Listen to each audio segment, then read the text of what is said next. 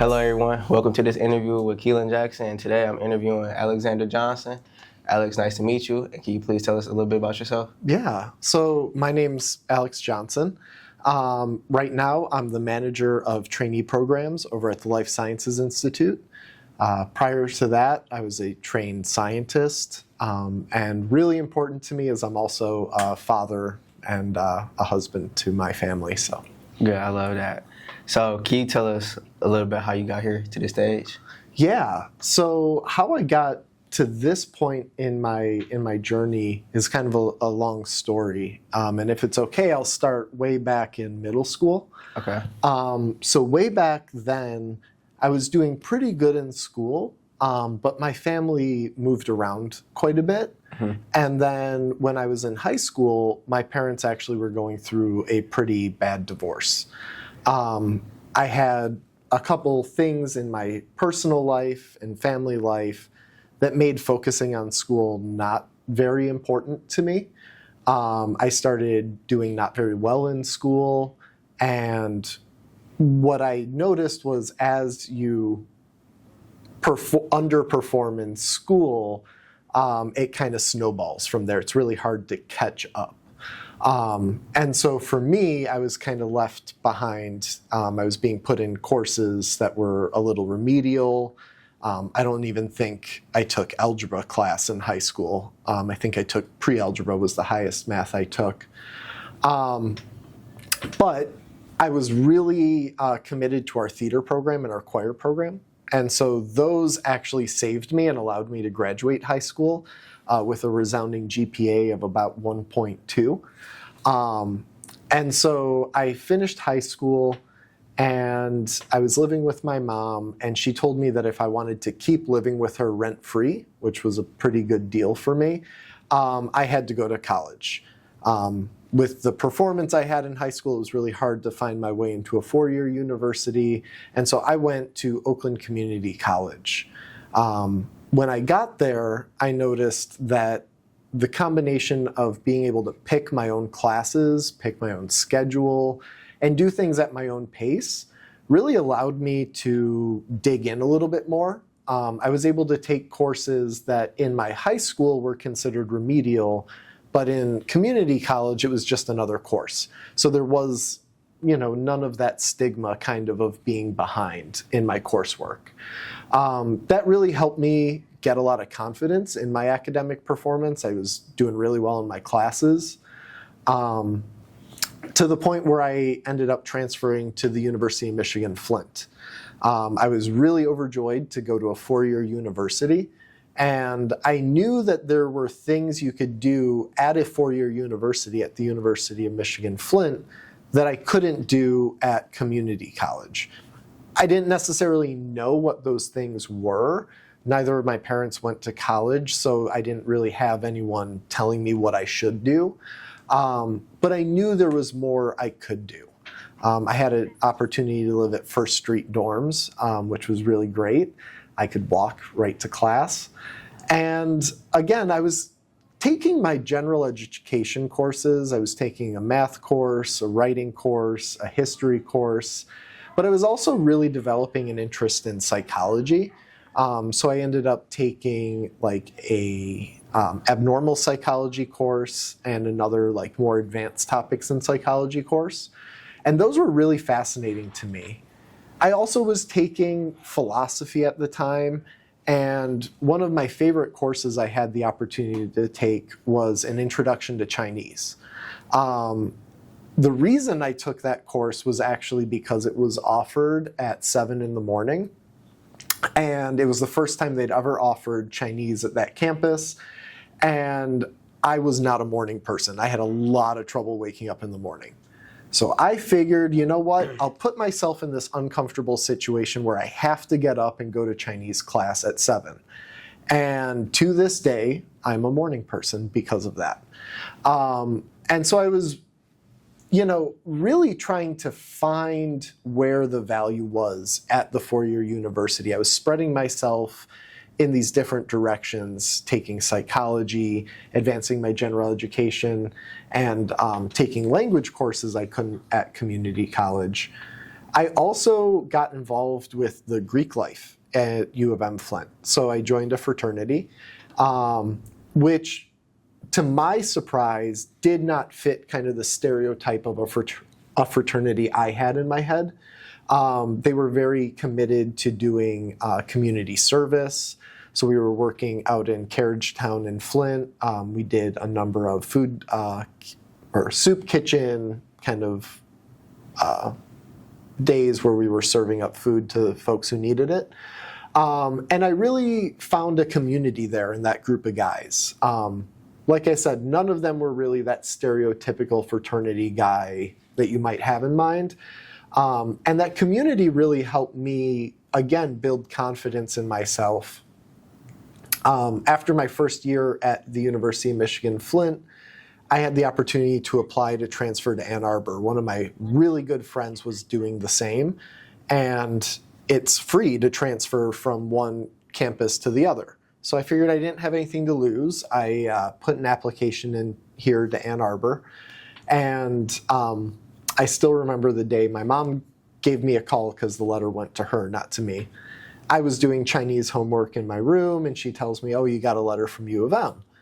And you know, I still saw myself as this kid who got a 1.2 in school, didn't really know what they wanted to do with their lives. And so I just assumed it was a rejection. And I told her, "Oh, you can just set that aside. I'll be home in a couple weeks. I'll see it when I get there." She goes, "No, you don't understand. It's a big letter." And that kind of just like shifted my whole perception. Like, holy moly, I'm now accepted to the University of Michigan, Ann Arbor. And that was after my first year at U of M Flint. I ended up transferring down here to Ann Arbor. And again, I had that same feeling where I knew there were things I could do here on this campus that weren't accessible to me in the Flint campus, but I still didn't know exactly what that was. And so as I was getting into my coursework here, I started taking biology courses. Up to that point, I had studied theater, creative writing, and then philosophy. So it was a little all over the place. But when I got to Ann Arbor, the degree requirements kind of set my first year of classes in place. So I was taking biology, I was taking psychology again, some writing courses. And I found that I kept gravitating towards psychology. And Ann Arbor's reputation for their psychology department's really strong. And so I knew there was a lot of opportunities to do that. I didn't know exactly what that looked like, but I really filled up my course load with more psychology courses. I ended up taking one particular psychology course, which was the neurobiology of psychology. Where we really looked at how the brain creates our experience through people who might acquire damage to their brain and how their experience in this world changes as a result. That course opened up the world of neuroscience to me. Up to that point, I had never really thought about neurons. I had never really thought about the brain as an organ to study. But this neuroscience course really took my interest. It was also around this time I noticed a lot of my professors were talking about their research in their labs, and I had no idea what that meant. I remember I had one biology teacher talking about her research studying the faces of wasps and how that tells you how dominant or submissive the wasp is. And I found it really interesting, but I also didn't understand how you got paid to do that, how that was a job. Because up to that point, I had thought of research as you work for a company and you research a better product or you research a better way to sell that product. It's always about how do you make money with that research. And so as I'm hearing my professors talk about their research, I started asking them, like, what is that? And it became apparent to me that they got paid to learn things that no one else in the world knew and to communicate it, to write it down, to talk about it. And that was fascinating to me. Up to this point, my academic trajectory was doing a lot better, but I didn't really know what I was going to do after college. So the fact that I could get paid to know things, to write it down, and communicate it to others was really compelling for me. I looked for opportunities to get involved with research because even though I still didn't understand how you got to a position where you got paid to do that, I knew that it had to start in college. So one of my professors, I remember, in a biopsychology course, at the end of lecture, he talks about how he's hiring research assistants for his lab. And probably about 30 or 40 students in the class flooded him after, kind of making the shell of people around him. I'm not an overly competitive person, and I had class right after, so I was like, well, I'll follow up with him next class. Went to him next week, and I said, oh, you mentioned you had opportunities in your lab. And he said, oh, we got absolutely flooded. We have no more space.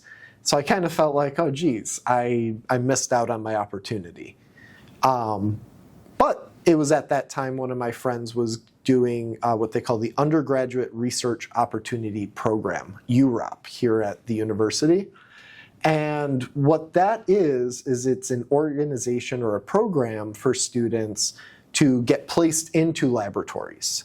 So laboratories will make certain amounts of space for these students, and it's not necessarily a sure thing. You still have to interview and everything, but it is a lot more safe of a route to go than just emailing your professors or going up to them after class. So I got involved with UROP, and particularly a new program they had for students who had been at community college. And I remember very vividly going into the office where we were supposed to pick what lab we were going to work in. They give you a big booklet of all these programs and projects that are taking students. I flipped over to the neuroscience page, and my strategy for picking a lab was to find the description I understood the least. So I was reading project descriptions about, oh, we're looking at EEG signals in sleep, or we're looking at how this drug influences this behavior.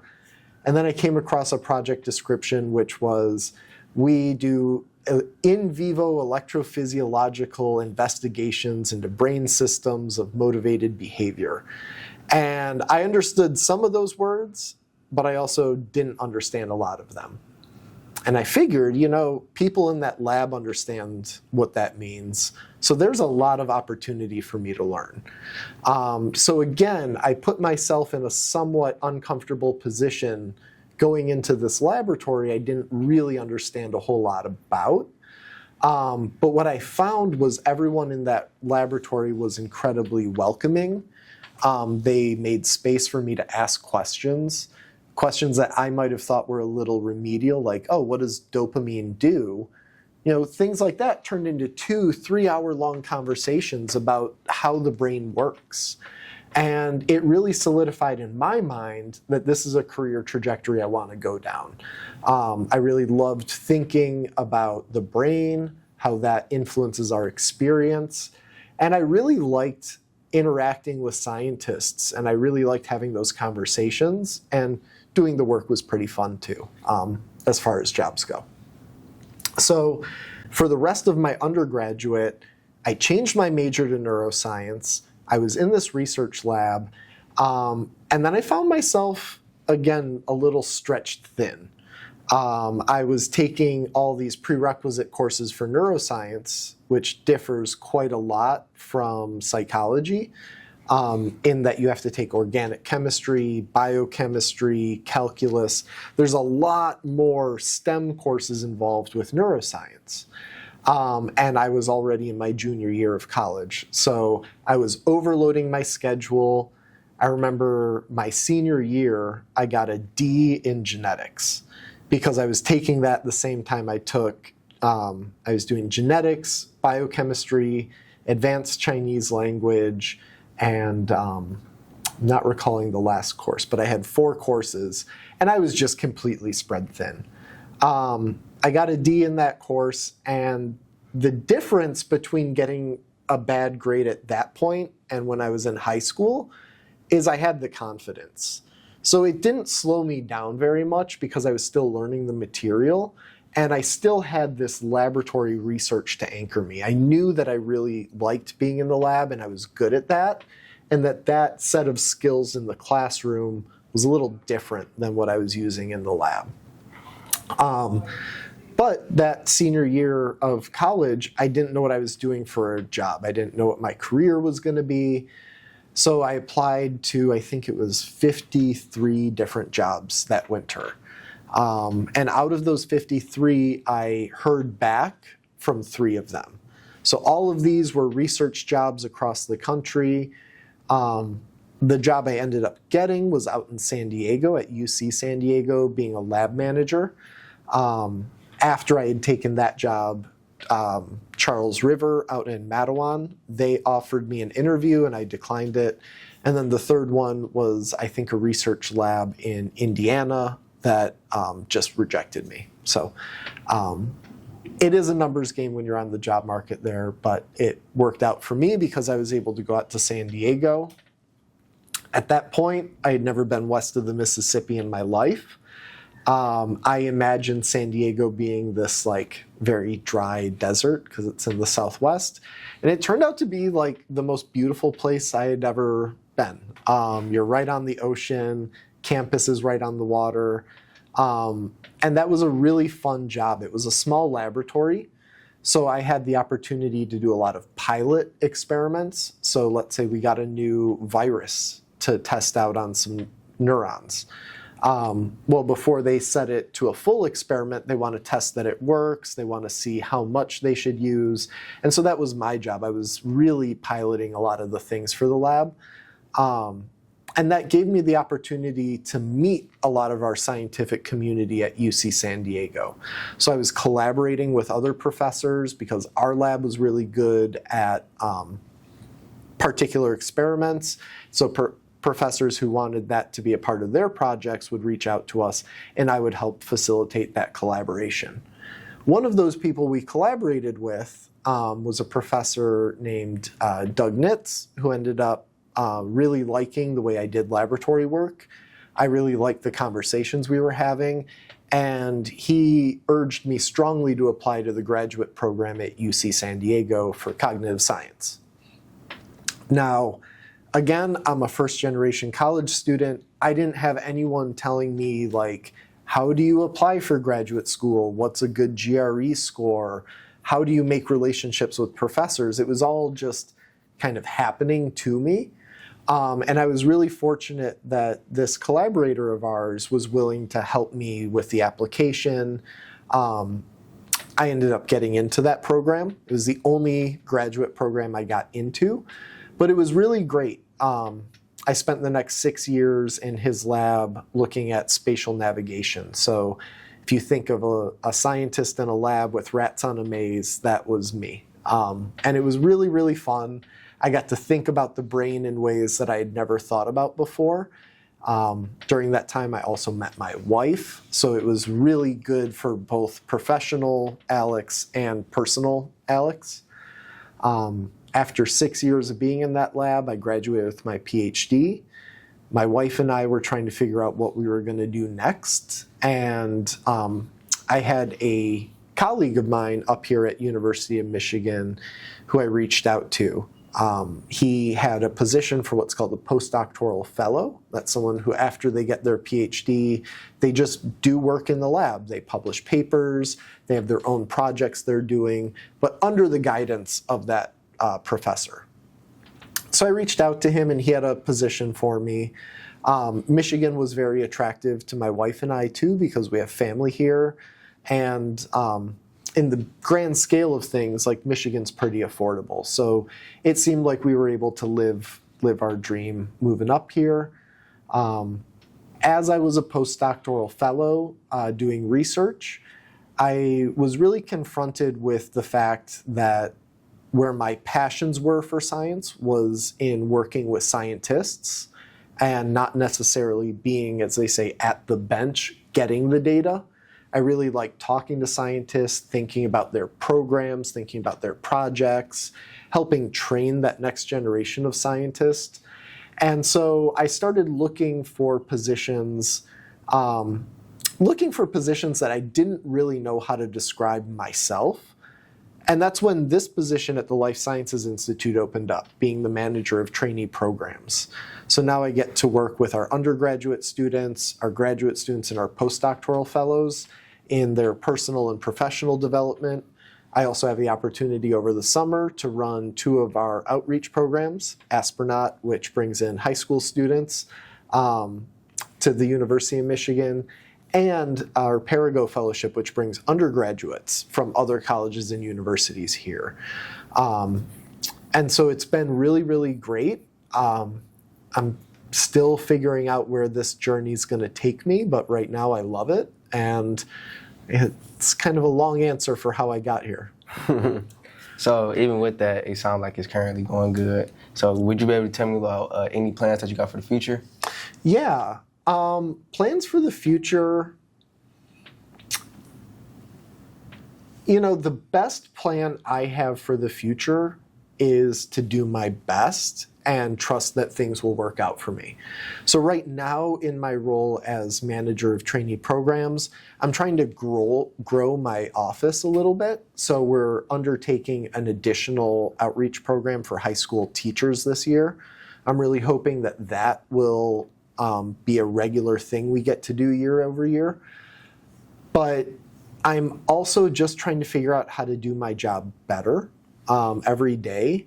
And so that's kind of my guiding light right now. That's what I'm working towards. I will also say just being a good dad is really important to me. So anything that's going to pull me away from that is going to be a little bit of a challenge for me. Mm-hmm. And you say you're trying to expand your office. What do you want the high school teacher to do? So this year we're bringing 30 high school teachers in from across the state for one day of learning. So they are going to tour what we call our core facilities. These are the scientific facilities in the Life Sciences Institute that third parties, so biotech companies or other professors, partner with to leverage their expertise for specific science questions. So if you're developing a drug, you need to test that drug against a lot of different types of cells. Or if you're working with a particular type of cell, you need to test a lot of different drugs on that cell to see what it does. That's just one of our cores. So the high school teachers are going to visit a few of those. And then what we're going to do is give them a demonstration they can take back to school with them for their classroom. We're partnering with the Museum of Natural History as well to really talk about what they call the cross-cutting concepts. So here's this lived experience in the core facility. How can you talk about it in your 9th grade biology course?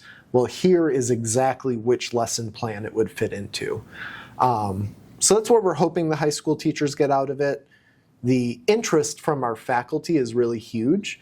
So one of our faculty told me, instead of doing one day, why don't we do 2 weeks of this? And then another faculty said, instead of 30 teachers, let's bring in 90 teachers. So talking about expansion, that's something I would love to see, but I'm also a scientist, so I want to start small, prove that it works well, and then we can grow it from there. Yeah, I was going to say the exact same thing. That's crazy. Yeah. Okay, so so far, what's been the best thing about your educational journey? Yeah, the best thing about my educational journey. I'm going to tell the story about the professor I worked with when I was an undergraduate student here. So I worked with him through the UROP program. And as a part of that program, you have to interview them, kind of like what you're doing here. I had to figure out what his educational journey was, what were some of his supports, things like that. And I had my list of questions, and I'm asking him. But at the end, I just had the urge to ask him an additional question. And this particular professor, he had gone to UC London, out in London, for his undergraduate. He had gone to Oxford for his graduate studies, and then he was at Harvard for a postdoctoral fellowship before becoming a tenured faculty here at Michigan. So to me, being still seeing myself as this kid who's kind of underperforming and trying to catch up, I was kind of starstruck. And so I had the urge to ask him about all those places he had done his education in. Oxford, right? That's a really famous place to be. It's really prestigious. So I was like, what is it like working in those places compared to here at Michigan? And I remember he looked me right in the eyes and he said, it's the exact same. You just have a different proportion of people who might care. And that was the best thing that happened to me in my education, because I think a lot of times we fall into this game of this education is better than that education, or this place of education is better than that place. And they're really all doing the same thing. And what makes it prestigious is you and how much you care about it. And so it empowered me to take myself seriously and to live that prestige that I wanted to be a part of. All right, cool. So can you also tell me about a rough time through your journey and how you surpassed it? Yeah.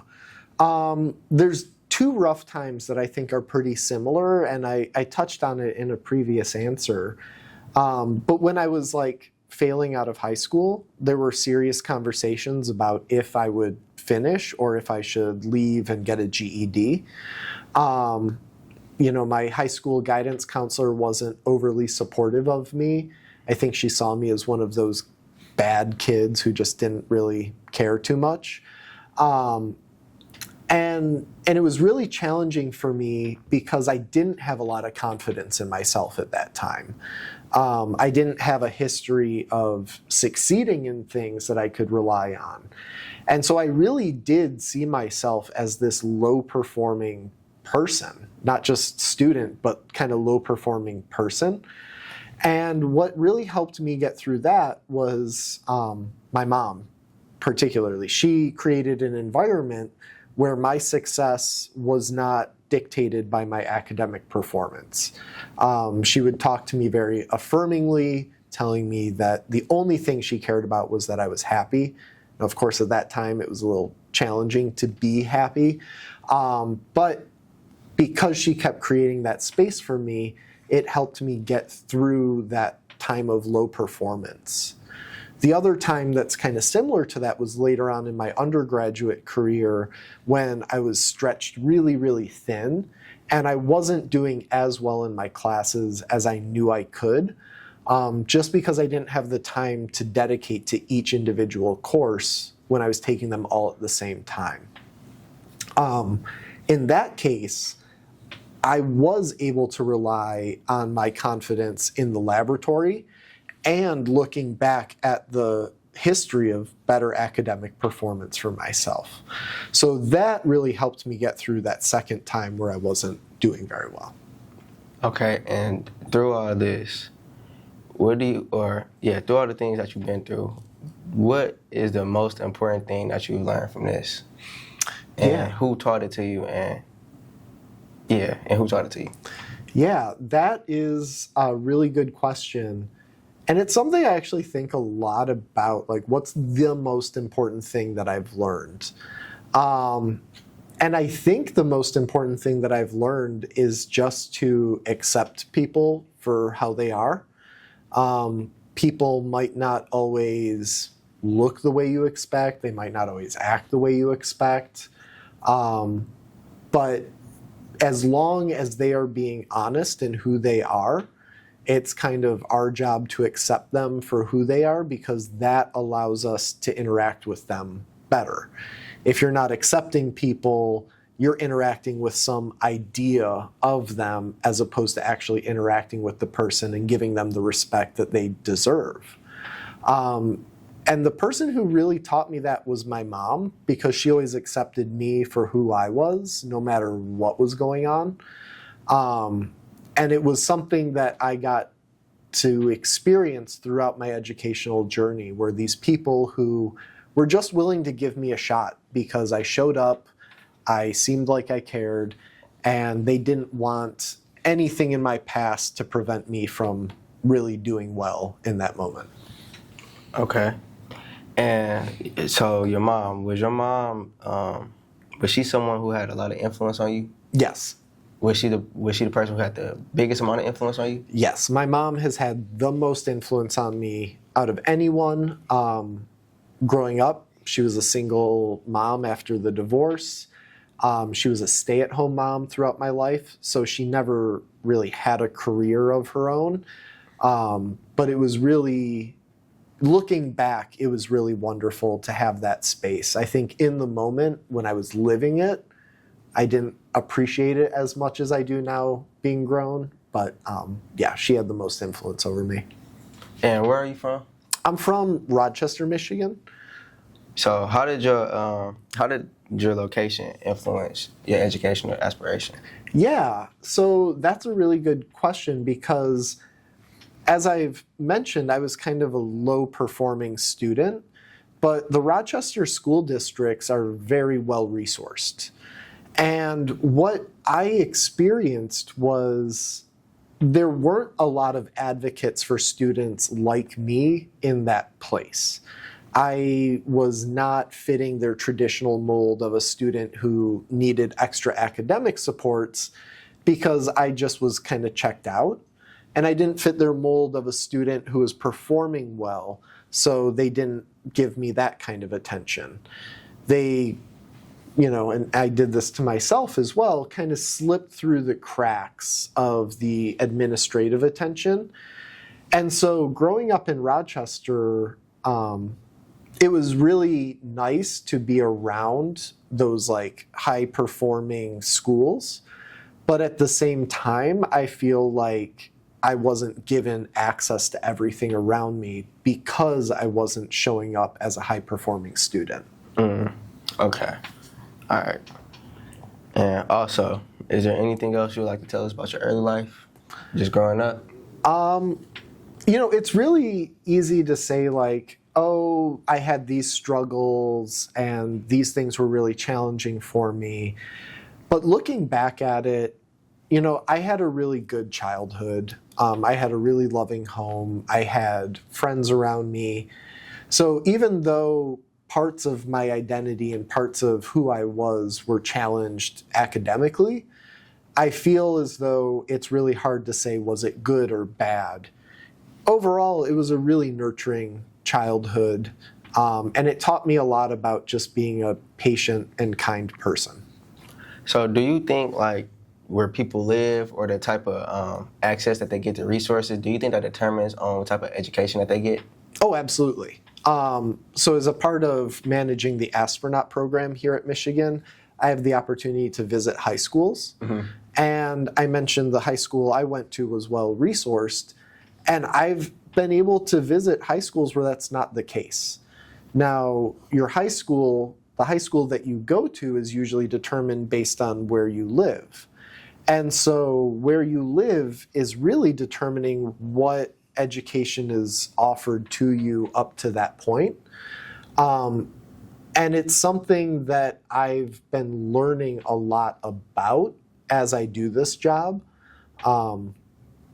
So yes, I absolutely think that where you live can shape the trajectory of what educational access you have available to you. Yeah, and I definitely agree with you too. What type of careers were you exposed to growing up? Yeah. So the careers in my family growing up. So my dad is a salesman. He sells steel to the car companies around Detroit. I mentioned my mom never endeavored on a career. Mm-hmm. My aunt is a draftsperson for GM, so she kind of designed the interiors of cars. Actually worked on the Corvette a couple of years ago. It was pretty cool. But beyond that, I wasn't exposed to a lot of things outside of my experience. So teachers, because of the things going on in my family, I got to interact with a number of therapists and mental health professionals. I think that really stoked some of my interest in psychology early on, even though I might not have known it at the time. And then, of course, like doctors, right? But beyond that, I didn't really have a whole lot of different career trajectories to have ambition for. So like you was never really exposed to nothing like lawyers or what else? Therapists. You wasn't exposed to that? Therapists I was exposed to because our family was going through some counseling throughout my childhood. But lawyers, no. I mean, I knew they existed. I knew of lawyers, but I never really knew what it would mean to be a lawyer. So it was really hard for me to like imagine myself as one of them. Yeah, that's how it is in Flint. You don't really meet too many people that's like has high or crazy jobs like doctors or lawyers or anything like that. So Yeah. with that wouldn't really like give you any inspiration to become that because you wouldn't even think you would be able to. Exactly. So that goes even back to what you said, like the places that you live can for sure determine what type of education you get. Yeah, absolutely. So what is one piece of advice that you could share with people that's about to be going to their first year of college? Yeah. The one piece of advice, if I only got one, I probably have like 50. You can throw a few pieces then, just like 2 or 3. The top piece of advice I would give is you belong. College is a place that really challenges your identity. It's a place that really challenges who you think you are. And that's both for better and for not so better. So maybe you're a really high-performing student in high school. Well, now you're in a university or college where a lot of people are really high-performing. So you might lose that aspect of your identity a little bit. But it's also a really amazing place with the number of opportunities and clubs and social groups to explore new aspects of your identity that maybe you didn't even know that you had. So I would tell folks to know in their hearts that they belong there, even in those moments where maybe they don't feel like they have their community. And I would also encourage students to be open-minded. A lot of my success I attribute to being willing to put myself in uncomfortable positions where I didn't know what the outcome was going to be. And if you let yourself be open to serendipity, it can sometimes find you. So the more opportunities you put yourself in front of, the more things will actually work out for you. All right, thank you. And on to my last question. How important do you think it is for someone to get a 4-year college degree? And was it worth it to you for you to get it? So for me, it was absolutely worth it. It was an affirmation that I am a good student and I can do this. But it was also worth it because, and this goes to why I think it's worth it for a lot of people. It might not be a good fit for everybody, but for a lot of people in today's world, the college degree opens a lot of doors. It's kind of like your participation ticket. It gets you at the table, allows you to be in spaces that without the degree, you're not really allowed to be in. I also feel that way about the PhD. I feel like that is a further continuation of opening access to spaces that otherwise are closed off to you. So I'd really encourage anyone who has the means and the motivation to try and find what 4-year degree would work for them, because it will open up opportunities beyond what they're even thinking of at the time. All right, thank you. That's a great answer, and I appreciate you for coming out here and do this interview. Yeah. Do you have any questions for me? Man, what's next for you? For me, this fall, I'm going to Central Michigan University.